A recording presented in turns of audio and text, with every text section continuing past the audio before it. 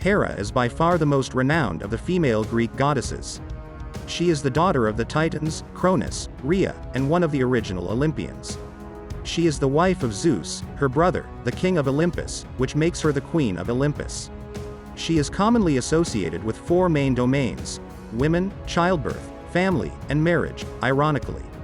Cronus, the ancient supreme god, is her father who swallowed her, fearing that he will be overthrown. Zeus then liberated Hera from her father's stomach. Zeus was impressed with her beauty and fell in love with her. Hera resisted Zeus' intentions, who tried all tricks to seduce her and later fell into Zeus' trap, and in spite of being his sister she married Zeus. Also known as the goddess of marriage and birth, Hera was the wife of Zeus and by extension, also the queen of all gods. Being the divine representation of marriage, she always showed a special interest in protecting married women and preserving the sacred bond that was created when two souls were bound together in matrimony. But she had particularly tough time keeping Zeus for herself, and he had countless extramarital affairs. Her husband, Zeus, is described to be unfaithful to her not once but numerous times. He had severely illegitimate children. Hera resisted Zeus' intentions and sought revenge on his lovers and illegitimate children. No wonder her defining characteristics include a jealous and vengeful nature. Hera ruled over the heavens and the mortal world long before her marriage to Zeus. Even the mighty Zeus feared her. She was particularly fierce towards his other love interests and would go to great lengths to have them punished, so much so that she would not even spare their children. In her absolute anger and anguish over Zeus' never-ending affairs, she would blindly punish others in the name of justice.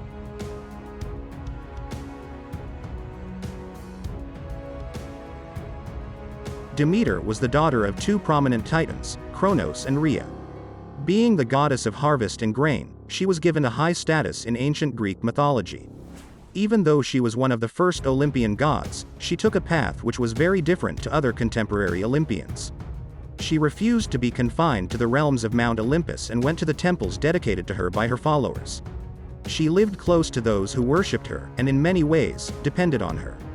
She has always had a substantial following among mortals since she had the power to bless them with rich harvests, and she also created the seasons that were favorable for the planting of crops. But when Hades abducted her beloved daughter Persephone and took her to the underworld, she fell into a state of deep gloom and sorrow, causing the plants to wither and die. From that point onwards, whenever Persephone would leave for the underworld, the season of winter would fall in the world of mortals. Persephone's return to Demeter would mark the beginning of spring.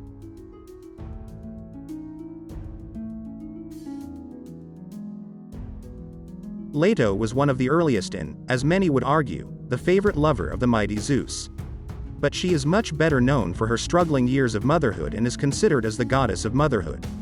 She is the daughter of Phoebe, goddess of oracular intelligence, and the Titan Koios, god of intellect. She is the mother of Apollo and Artemis.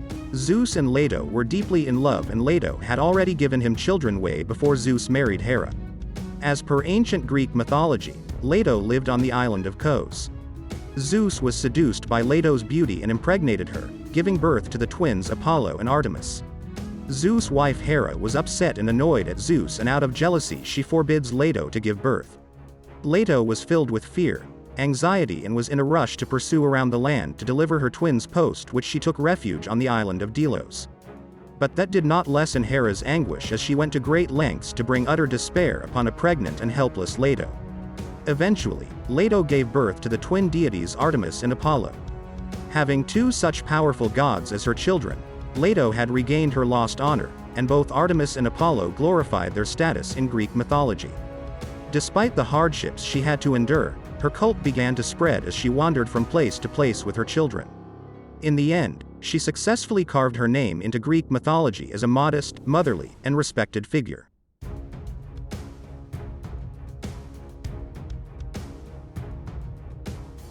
Styx is the Greek Titan goddess of sacred oaths and the river Styx, the boundary between the earth and the underworld. Her Roman counterpart is river Styx itself. She was the daughter of the oldest Titan god, Oceanus, and his sister wife, Tethys. In one of the ancient Greek tales, Zeus fell in love and had an affair with a priestess, Semele. Hera, hungry for revenge, befriended Semele and made her believe that her lover was not a god. To prove his powers, Zeus swore an oath to grant a wish to Semele on the river Styx. Semele, in return, asked to see Lord Zeus' true form. Zeus knew that seeing the true form of gods could result in the mortal being bursting into flames. However, the sacred oath he swore could not be broken.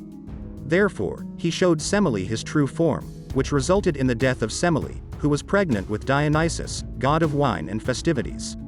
Styx, thus, was one of the most honored female Greek goddesses of Greek mythology. Even gods and goddesses did not dare to go against her.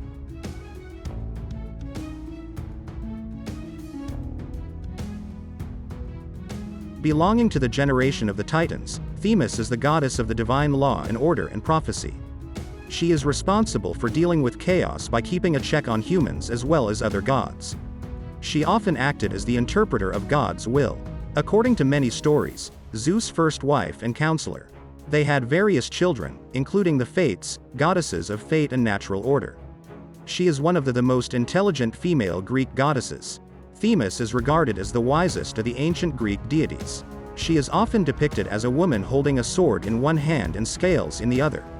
She is often confused with Nemesis, the goddess of retribution. While Nemesis was famous for her wrath, Themis was known and worshipped for her pragmatic and just nature. Her Roman equivalent is goddess Justitia.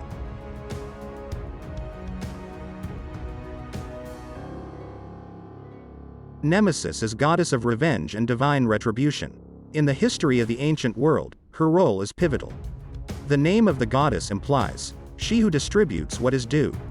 She would carry out judgment and inflict punishments upon those who perpetrated evil against others or amassed good fortune that they didn't deserve. Also known as the god of revenge, she represented the consequences one had to face for every single felony. For this reason, many worshipped her as the very personification of all life's repercussions for sin. Nemesis inflicts punishment on people who commit arrogance before the gods as vengeance. Her other names are Rhamnuja and Adrasteia. She is symbolized for the idea of righteous anger. Nemesis was never known to judge crime and criminals connected to personal vendettas. She would rather scrutinize the general situation of every man before deciding what he should receive, shades of happiness or heaps of retribution. Her actions were aimed at maintaining a balance within human affairs. She was the one who distributed happiness and, at the same time, dealt out misery. It was her job to make sure that there was neither too much happiness nor too much sorrow. The parentage of one of the great female Greek goddesses, Nemesis, is a highly debatable matter. She is the personification of divine retribution, punishment, and justice, whose mother is Nyx, the Greek goddess of night. On the other hand, her father can be anyone from Oceanus to Erebus or even Zeus. In various tales, Helen of Troy is depicted as her daughter, while in others, she is depicted as Zeus' illegitimate child with a mortal woman. According to a tale, Nemesis was also approached by Zeus, the king of Mount Olympus. To avoid Zeus' advances, Nemesis turned herself into a goose. But Zeus, being the strongest of all gods, recognized her and turned himself into a swan to mate with her. The resulting offspring, according to the tale, was Helen. She also appeared in the story of Narcissus. Narcissus was an extremely beautiful young man, to the point of arrogance. Goddess Nemesis, thus, lured him into a pool where he saw his reflection for the first time, only to jump in the pool and drown. She is depicted as a winged goddess with undoubted beauty, a sword, dagger, and scales. Her Roman counterpart is Invidia Roman.